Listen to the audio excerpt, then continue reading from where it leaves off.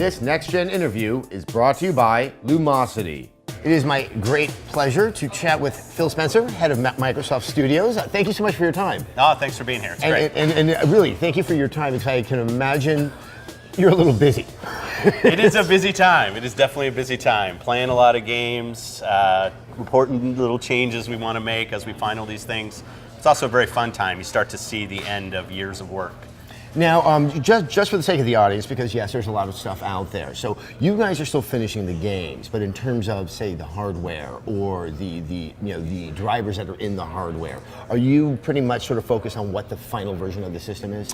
Yeah, absolutely. So the hardware is on the boats, on the way to the retail stores. So the hardware is completely done. In the games, we're in what we call certification. So you can think about the games as almost done. We're making some last-minute tweaks, but pretty much playing the games front to end, and platform the same way. We're right there, right at the final finish line, and feeling really good about where the quality of things are coming in. Now, of the three, and forgive me, I'm going to call them the major launch titles. Now, Okay. the Dead Rising 3, Rise, and Forza. Yeah. Sort of, what was the thinking that they would be the leads? I mean, it's got to be tough when you choose what's going to be on a launch platform, because you're going to have your smallest install base. Yeah. But at the same time, you need to put your best foot forward as well. Very smart question. For me, and I've been through both of our previous launches, we have racing game at launch is always important. We had PGR at the original Xbox. PGR was there again at 360. Love PGR. Forza, the team turned 10, stood up and said, we want to do a launch game, a racing game. First time they've done a launch game. And racing games are kind of an evergreen category. Feel really good about that. Crytek's graphic capability, and if you go down and see the build of Rise, just stunning. You want a game that's really going to be a graphic and gameplay showcase for the platform. And really for the rest of the games, Dead Rising was great to get Capcom support, another franchise that has a long history on Xbox. But you're right, from a business standpoint, being there at launch when your install base is 0 and then 1 and grows, it can be a difficult challenge, and but the studios are doing great jobs getting the games ready. And really it's 2 years, 3 years of content. We've got a long roadmap of great exclusives coming. So looking at all of the games, and Killer Instinct, Crimson Dragon, you even have actually a really fun demo for Kinect Sports Rivals. Yeah. So what do you see as sort of the audience that's going to be gravitating towards the Xbox One at launch? I mean, do you think there's kind of a core audience that's going to be there first, and it's going to start to grow out to maybe older and younger consumers? Yeah, I think there's a purchaser of the console day one that brings the console into the home. But usually homes involve more than one person living in the home, and we think about the content that can be there for everybody. So you might go from a game like Peggle all the way up through a game like Killer Instinct. You got Kinect Sports Rivals. We want to make sure that when the box hits the home, and maybe it comes in because of a great game like Call of Duty or Rise, that everybody there finds content day one that they will find useful, whether it's Xbox Fitness, whether it's the TV functionality. We're really thinking about this platform as a core gaming box that can be attractive to everyone in the home.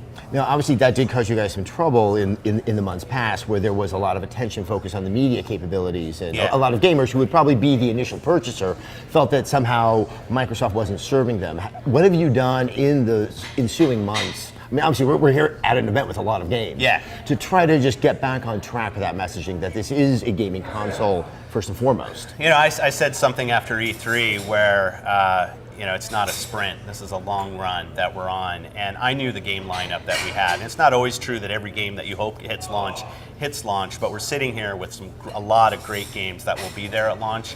I had confidence that we would land great games at the launch of the console. But obviously, this is an industry, as we know, very passionate people give you their opinion, and it's okay for people to question.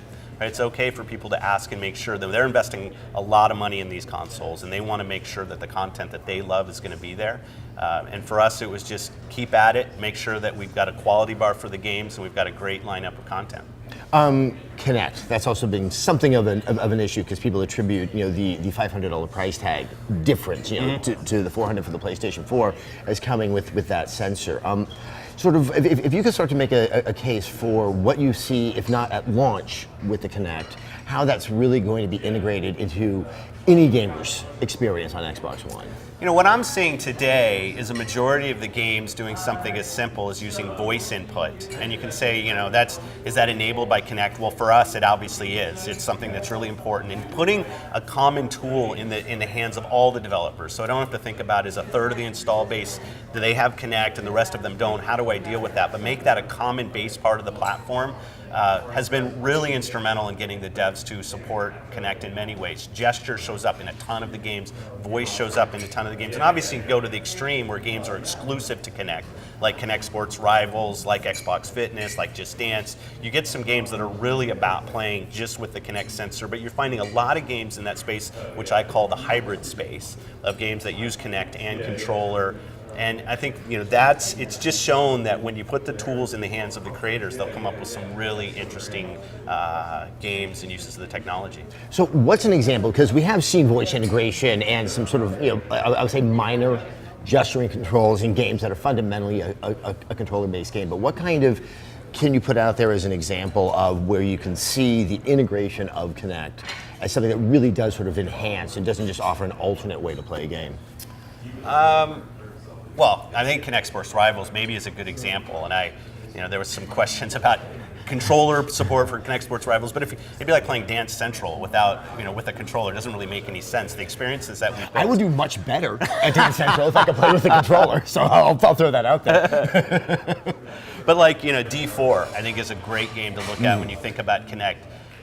The game was thought about from the beginning of how gesture could actually work to control the experience. There was never really a thought about how we'd build a controller-based game. The spirit of the game from day one was about using gesture and really get you emotionally tied into the gameplay experience, and I think they've done a great job with that.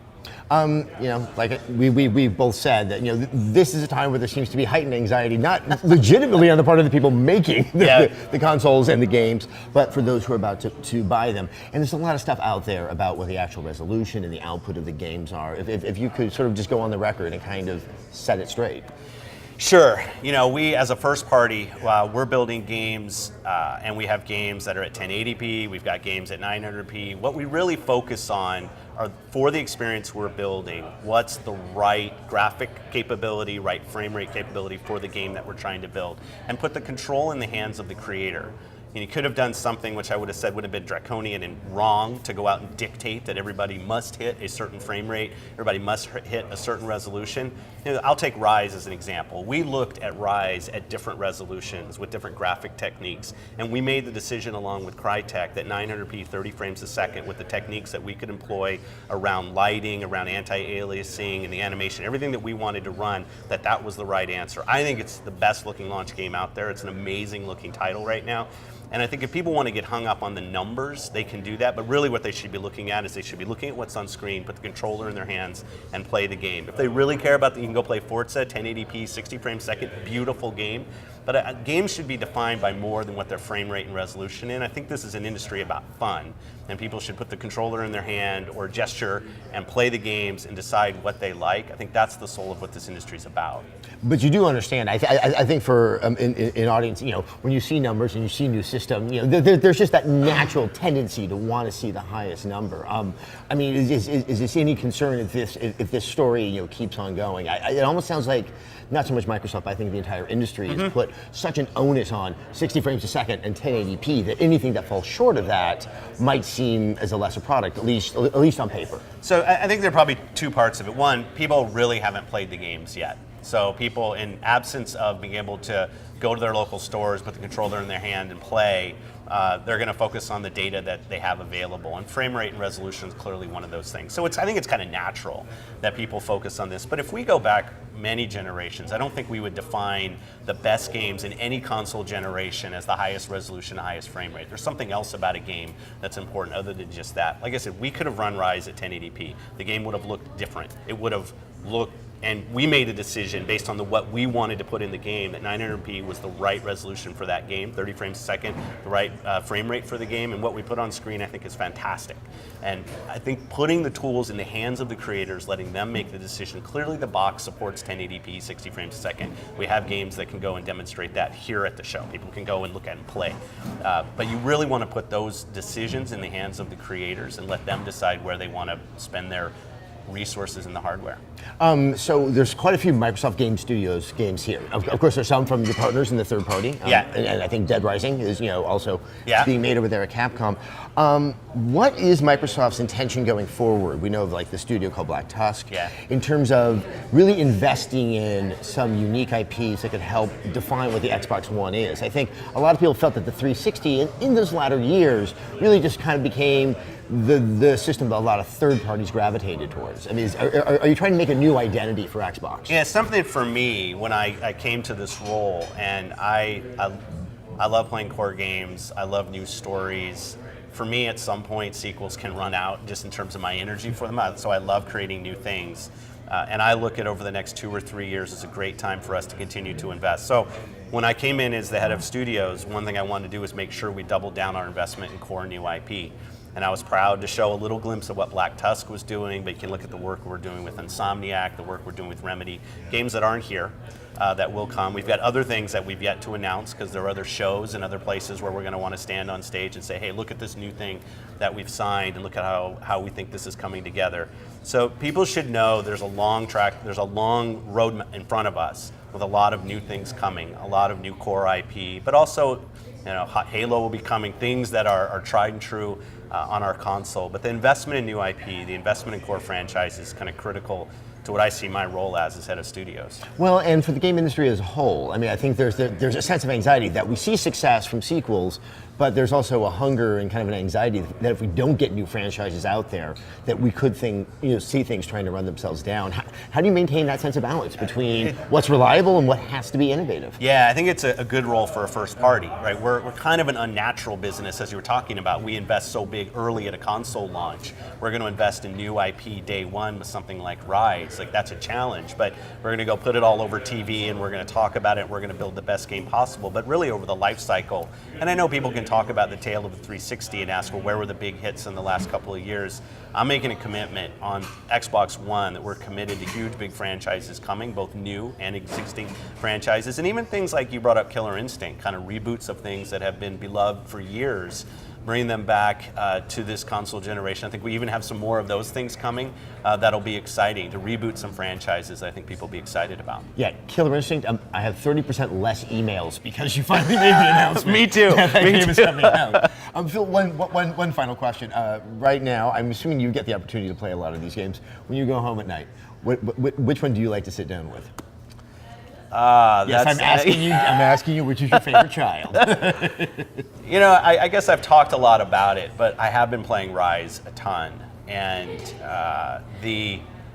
that game, we have a long history with that game, and it's our first game with Crytek, and it's been great, the work that the studios, both our teams and Crytek, have been doing together. Shabat and I talk all the time about where the game's coming in. At first it was playing to get my hands on it, to say, okay, how does this feel? Now I'm playing it more because I just enjoy it, going back and playing levels. It's probably, my daughters are playing with me, which is kind of funny, but the story's really strong, and people get kind of brought into that, and you want to, even though I know how the story, beginning, middle, and end, but you kind of want to see it play out on screen. It's one of those games that you want to get to the next level just to see the graphic fidelity of what they put on screen, which is a kind of a nice feeling. All right, well, Phil, thank you so much. Obviously, November 22nd, big day for you and for us as well. Yeah, all right, thanks. Appreciate it. Hey, you want to improve your brain power and perhaps live a better life?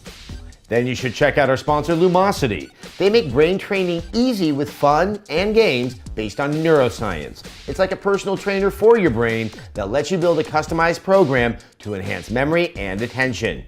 Over 40 million users have already experienced Lumosity's breakthrough brain training. So what are you waiting for? You can support Rev3 Games and get instant access by going to lumosity.com/Rev3Games.